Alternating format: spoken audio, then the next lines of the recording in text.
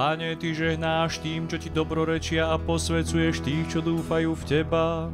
Spás svoj ľud a žehnaj svoje dedičstvo. Ochraňuj plnosť Tvojej cirkvi, posvedcuj tých, čo milujú krásu Tvojho domu. Osláv ich svojou božskou mocou a neopúšťaj nás v Teba dúfajúcich. Daruj pokoj svetu, svojim cirkvám, kňazom, našim svetským predstaveným i všetkému svojmu ľudu.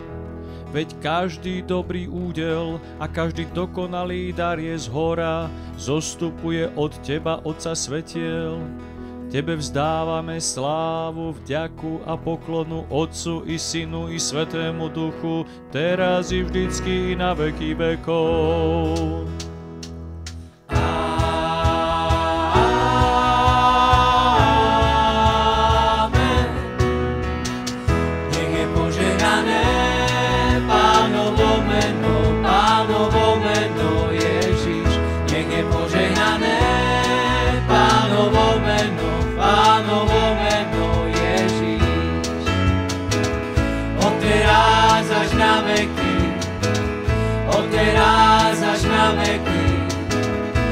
Teraz až na veky.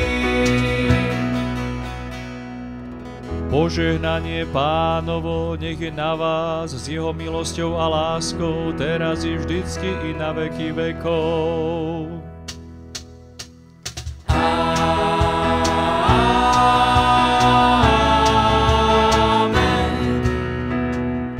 Sláva Tebe, Kriste Bože, naša nádej, sláva Tebe. Sláva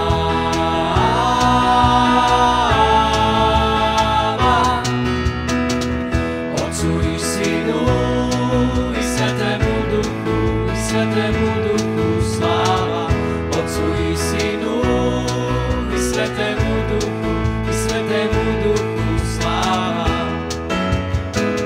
I teraz i vždycky, i teraz i vždycky, i na veky vekov.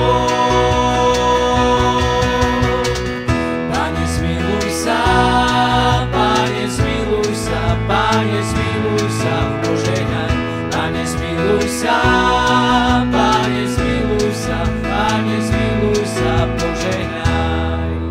Kristus, ktorý vstal z mŕtvych, náš pravý Boh, na prosby svojej prečistej Matky a všetkých svätých, nech sa nad nami zmiluje a spasí nás, lebo je dobrý a miluje nás.